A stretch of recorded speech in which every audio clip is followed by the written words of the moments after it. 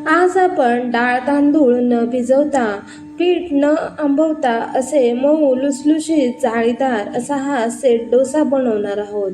इथे तुम्ही बघू शकता की किती छान जाळीदार असा हा आपला सेट डोसा इथे तयार झालेला आहे.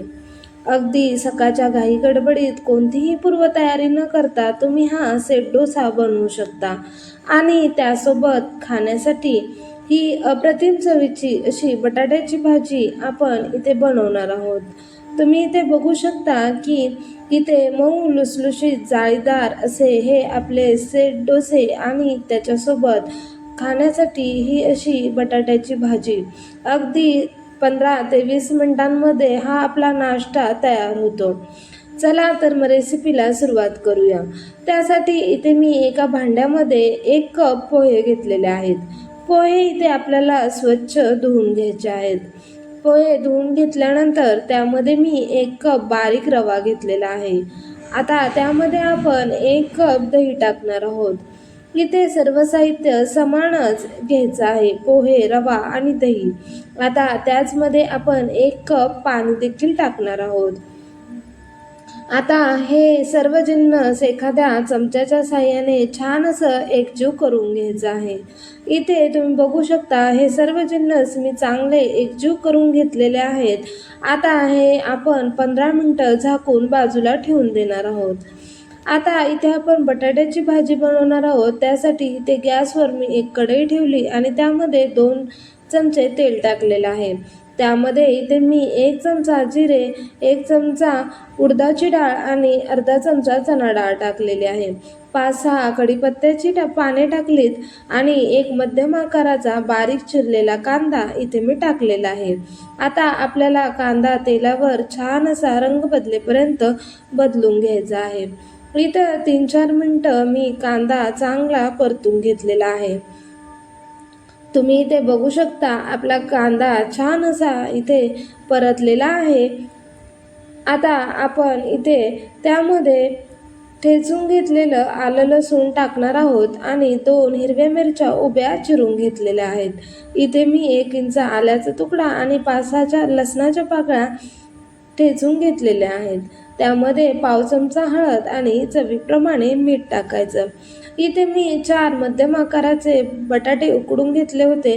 त्याचे छोटे छोटे तुकडे केलेत आणि ते आता यामध्ये टाकून छान असं परतून घ्यायचं आहे. इथे आपण हा बटाटा चांगला 1-2 मिनिटं परतून घेणार आहोत. त्यानंतर इथे मी 1 चमचा बेसन पीठ 4-5 चमचे पाण्यामध्ये मिक्स करून घेतलं होतं, ते यामध्ये टाकून घ्यायचं आणि वरून थोडीशी बारीक चिरलेली कोथिंबीर इथे मी टाकलेली आहे. सर्व जिन्नस चांगले एकजीव करून घेतलेले आहेत. आता हे सर्व जिन्नस छान एकजीव करून घेतल्यानंतर आपण त्यामध्ये इथे 1 वाटी पाणी टाकणार आहोत. पाणी तुम्ही तुमच्या गरजेप्रमाणे कमी जास्त करू शकता. आता पाणी टाकून घेतल्यावर छान अशी भाजी मिक्स करायची आणि 5 मिनिटं आपण इथे शिजण्यासाठी ठेवणार आहोत. इथे आपलं पीठ देखील छान असं भिजलेलं आहे. आता ते सर्व पीठ एका मिक्सरच्या भांड्यामध्ये काढून घ्यायचं.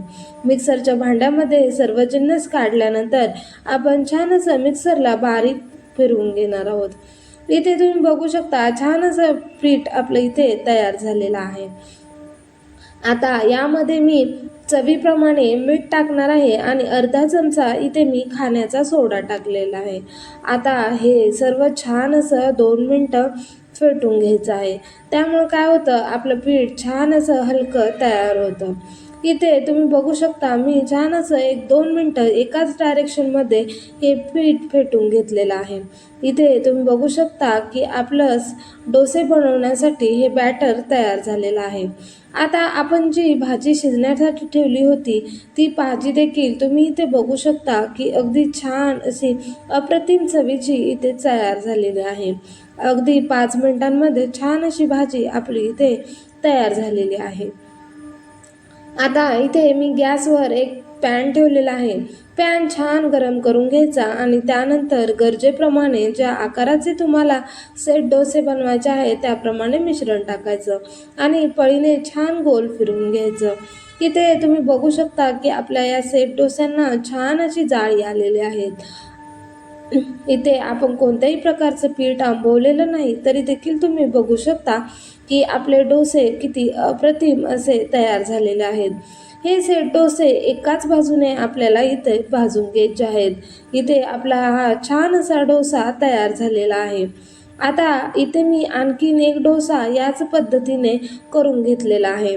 तुम्ही बघू शकता की छान जाळीदार असा आपला सेट डोसा इथे तयार झालेला आहे.